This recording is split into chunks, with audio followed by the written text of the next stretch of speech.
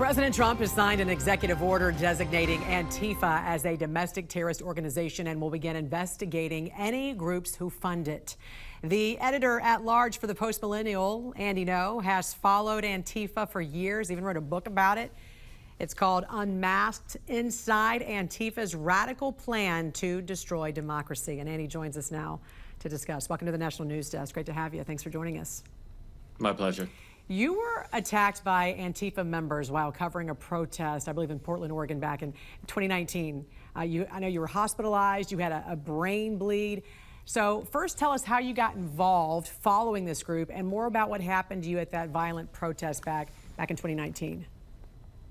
I've been assaulted by them multiple times, but the most well-known one was in 2019 because in addition to being surrounded and mobbed and beaten on my head, just in the course of reporting on a public so-called demonstration in downtown Portland, they then dumped all the drinks on me, and I was bleeding out of my eyes and ear, and was rushed to the hospital in an ambulance and was diagnosed with a subarachnoid brain hemorrhage, which is bleeding in the brain, and I nearly died from that.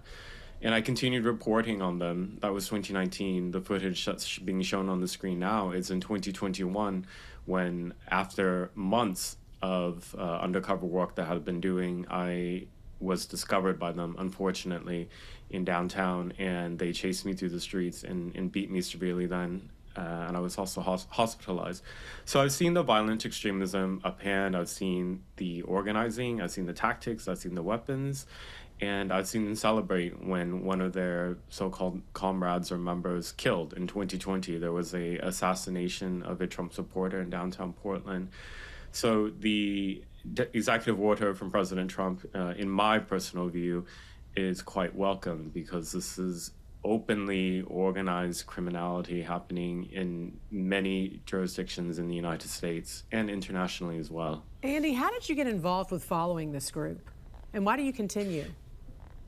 It started back in 2016 when I was a student journalist. I was an editor at Portland State University's student newspaper, and I was assigned to cover the protests that were announced in the November 2016 elections.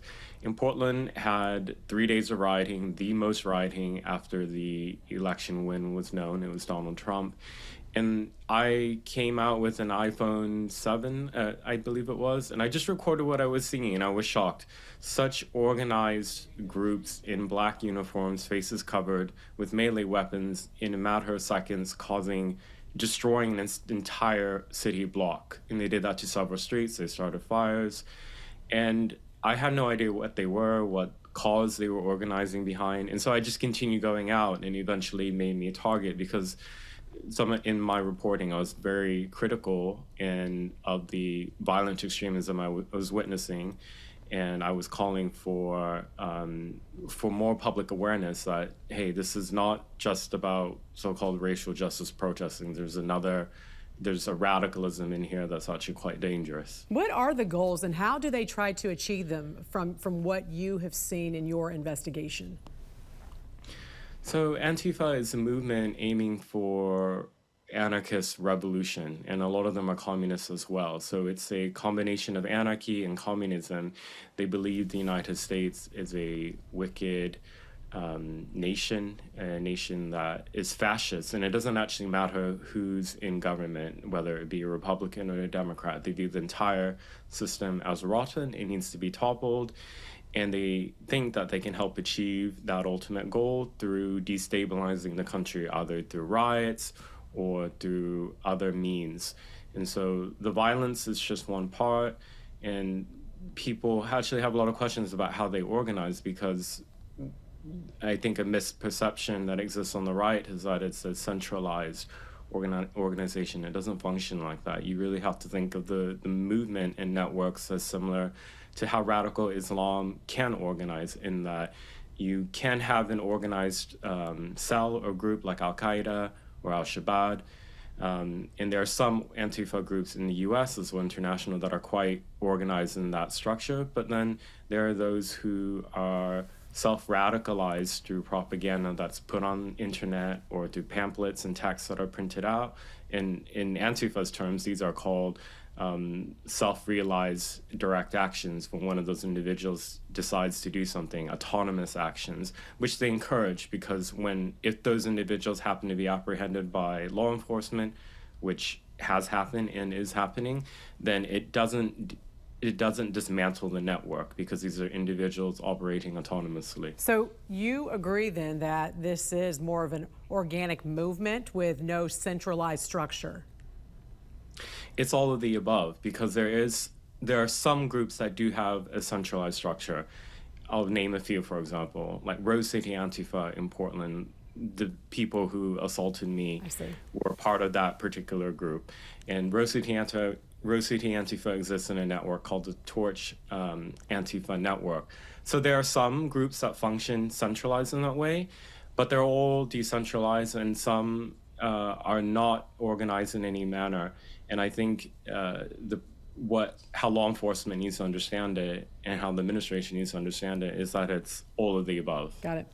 President Trump's order also allows federal authorities to look into funding. What have you learned about that? How far does it go beyond the U.S.? So the Antifa apparatus, I call it, is very large, and how it gets its funding is diverse. A lot of it in 2020 was done out in the open through Cash App, Venmo, GoFundMe campaigns so particular usernames and links were shared quite widely amongst radical networks, and they would call it mutual aid. So people would give money, and many of these campaigns were not shy about what they were funding for. They were funding for supplies, for organized crime, weaponry, and other equipment to help them occupy certain areas.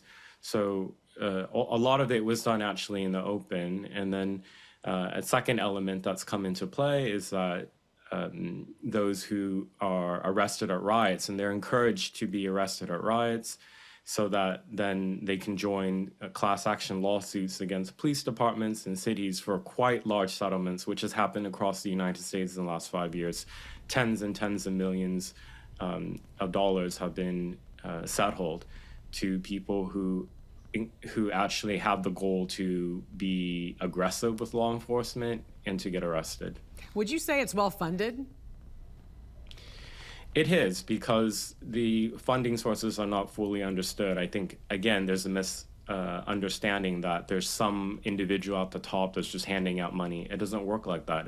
The funding comes from, a lot of times it comes from taxpayers. As I just said, there are certain nonprofits at the state level that receive grant money who function in an auxiliary role. I see. And then there are legal nonprofits that provide legal aid to Antifa as well, who get taxpayer funds.